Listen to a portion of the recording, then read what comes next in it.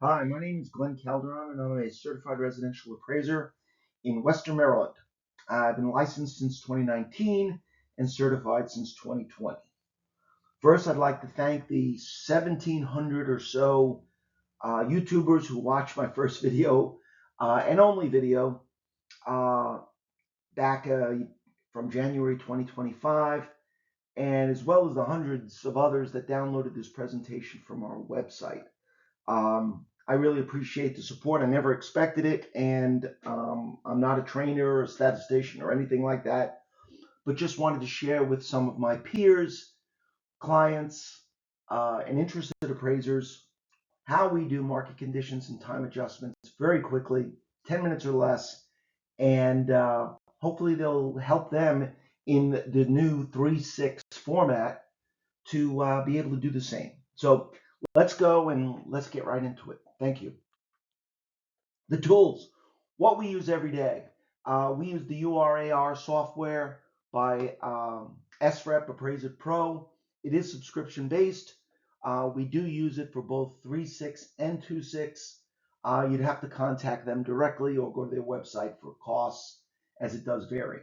We use the Microsoft Office suite. We are a Microsoft shop. We do use OneDrive and others for sharing of files. We also use Adobe for our PDF. For AVMs and market reports, we do use Redfin and Zillow, which are free sources. There are limitations of the automated algorithms, and you got to be careful with them. They're not perfect, and in many times, especially in rural, remote, or low turnover areas, may not be accurate at all. Fourth, we use the FHA Home Price Index, which is also a free source. Strongly recommended. It's MSA driven, but if you do a little bit more research and diligence, you can also pull detail on your county, zip codes, and things like that. Demand and turnover analysis, we use Bright MLS. Certain MLSs have reports that allow for the users to pull certain reports about their very micro marketplace, which we use the zip code level. Statistical analysis software, we use TrueTrack, Spark, Synapse. Great programs.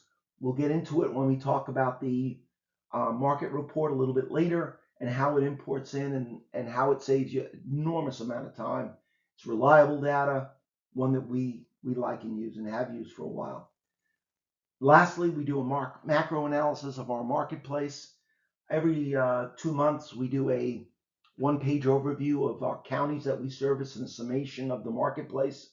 We believe it strongly supports the geographic competence in the eyes of our clients and readers of our reports. That we actually helps us a lot in regards to knowing our marketplace better and diving back in every 2 months to see exactly where we're at. And lastly, although we've listed these reports, we're not endorsing any single product. We're constantly reviewing and analyzing software. If you go back to our original report in January 2025, you'll see a number of the software that we use now is different from the software we used then. I think you need to do this to stay on top. Software's changing a lot. The apps are changing a lot. They're getting better. They're getting cheaper. I don't recommend you change every month, but I think every year or so you need to reanalyze your software to make sure you're using the best product at a reasonable price. Preliminary diligence.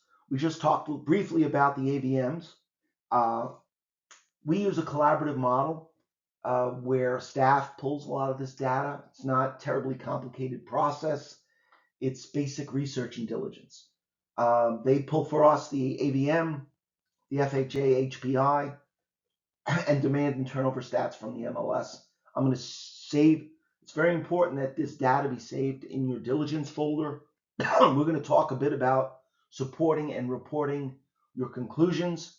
It's very important that you support your conclusions and the report and by supporting and reporting. Detailed diligence. Pull your comps, prepare appropriate spreadsheets for your marketplace. Um, out of our MLS, we pull 3 spreadsheets: the broader market, which is all houses within the certain market area of the report. In the report we're going to cover today, we use the 3-mile radius, although there's certain times that you may not use a radius. For example, you may use like a True Tracks example, where you find mirrored communities that may not necessarily be bordering or within a radius of a certain marketplace. However, for our example today, we're going to be using a 3-mile marketplace. Generally, you'd like to see 75 to 100 properties in this data set. However, it really depends on your marketplace, your turnover, and we consider this more of a blend of macro and micro data, but it's probably these 3 spreadsheets are a bit more micro. 2, your competing properties. These are the properties that you use to complete the old 1004 MC and 26. It's now the properties that make up the market area in 36. There could be as few as 6 to 10, as many as 100, and it's very micro data. Out of these properties, this is where you're pulling your comps. And again, these are really important to gain trends and look at statistical analysis for your property. And the last spreadsheet that we pull, which is the smallest of the 3, are the comps that you're going to put into your grid, which could be as few as 3 or up to 10, depends on how you analyze and report. Again, these 3 properties need to be supported and placed into your diligence folder. Again, support and report. This here to the right might be a little blurred, but that's typical of what you would see in one of our diligence folders. We have a fair amount of spreadsheets there that support, and data that support, our value conclusion. So if we're called out for whatever reason to support anything in our appraisal, we can.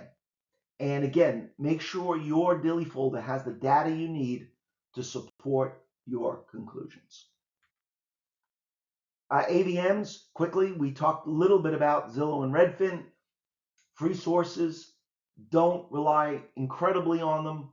However, they are data points and sources that are points that you can use in your verification and reconciliation. No more, no less. The zip code report that we pull out of our MLS is highly reliable data.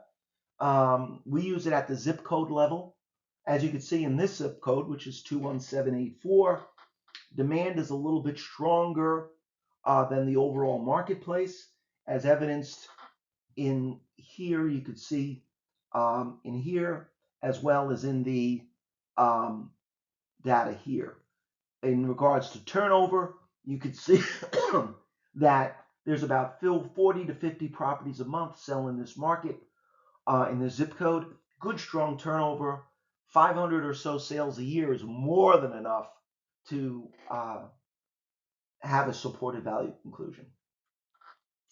The FHA HPI, again, you may not see this too well, but you could pull it up yourself. You could download it. Right here's the link. And if you go over here, you'll see the marketplace where this is into the Baltimore, Columbia, Townsend MSA.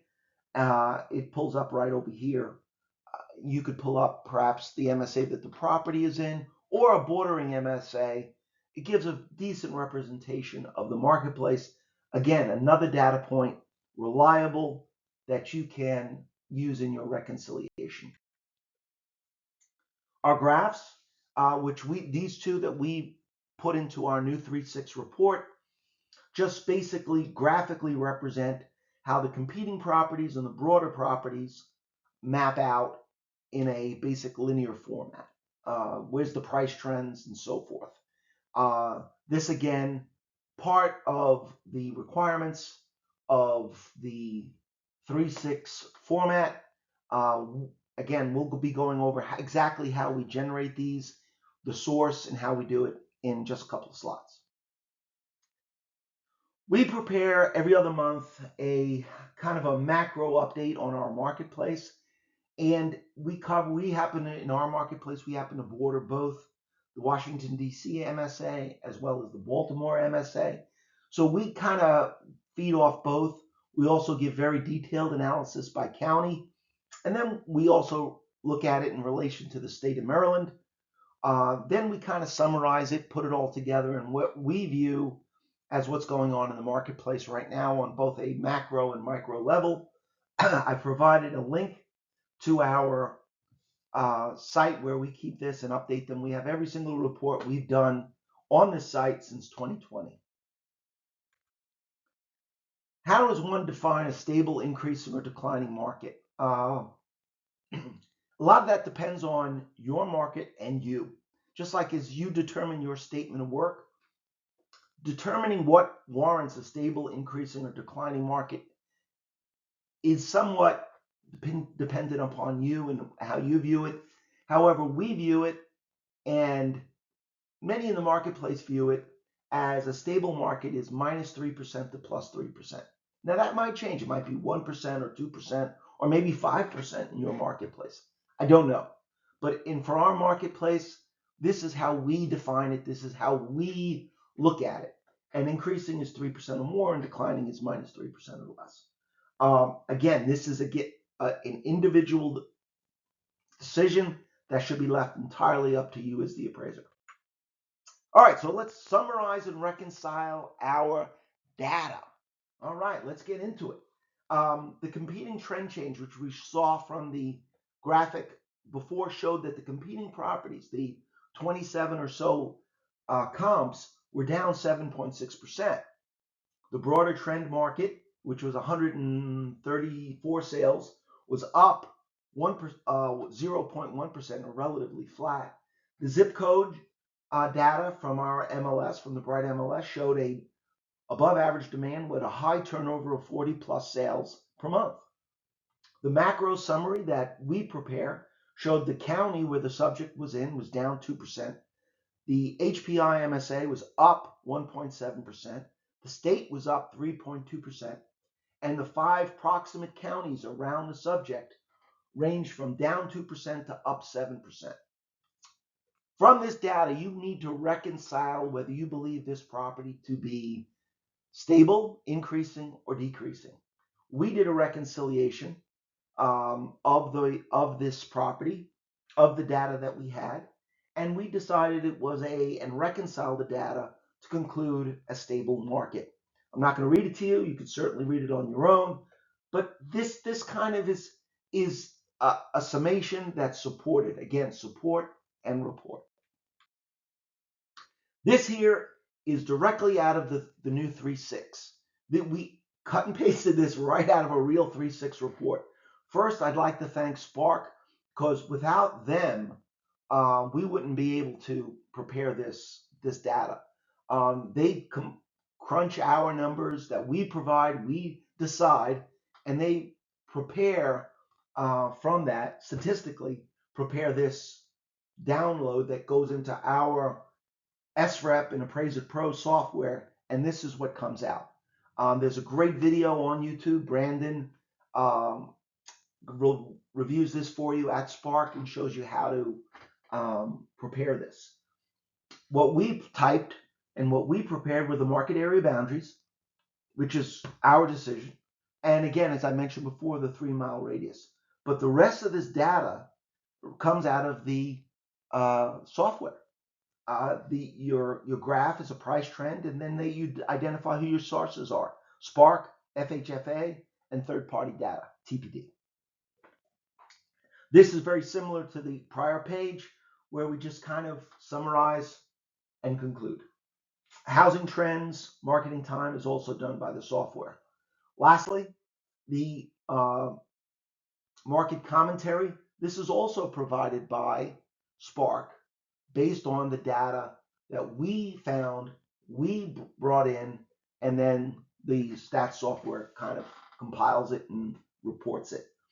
And what's addressed is housing supply, sales marketing times, list to sales price ratio, seller concessions, and distress sales. We make the decision whether we view this as increasing, stable, or declining. However, the rest of the data comes out from the software itself. It's been about 1.5 years since the GSEs announced they require appraisals to contain the market area data. We did our first video in January 2025 before 3.6 was really out there. The reason we're doing this video is to update everybody because things have changed a lot in the past year and a half.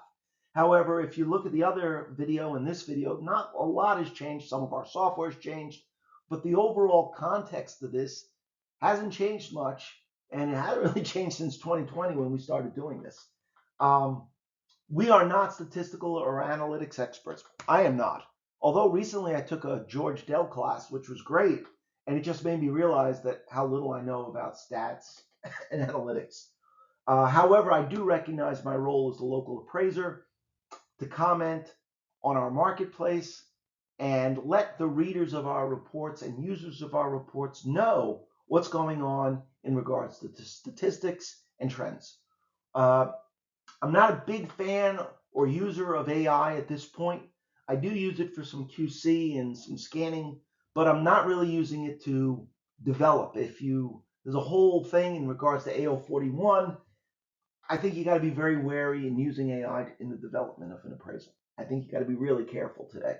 So I think personally, I've made the very conscious decision to develop my own appraisals. I'll use AI to support and QC some of this data, but I'm really wary at this point to use it in development. I think only you as the market expert can make a decision as to trends and conclusions. AI and statistics can really be good at giving you the data, but it doesn't necessarily tell you what's going on with it. I compared it recently, well, not recently, but a couple of years ago. I had a cervical fusion surgery, and I would imagine the doctor went over with me X-rays and showed me and explained to me what was going on.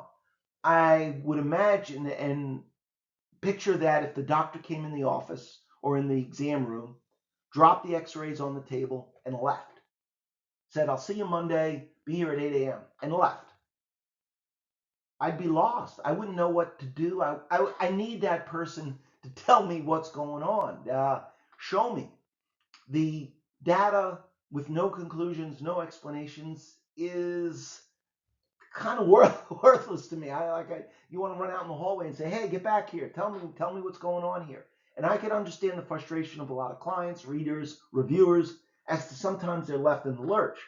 So it's very important that we as the appraiser explain this to them so they are clear as to what we do. Again, we've done a number of updates since the January 2025 video, which I thank anyone who watched it. It was not, I didn't do it for any other purpose other than it was internal training. And lastly, I believe feedback is a gift.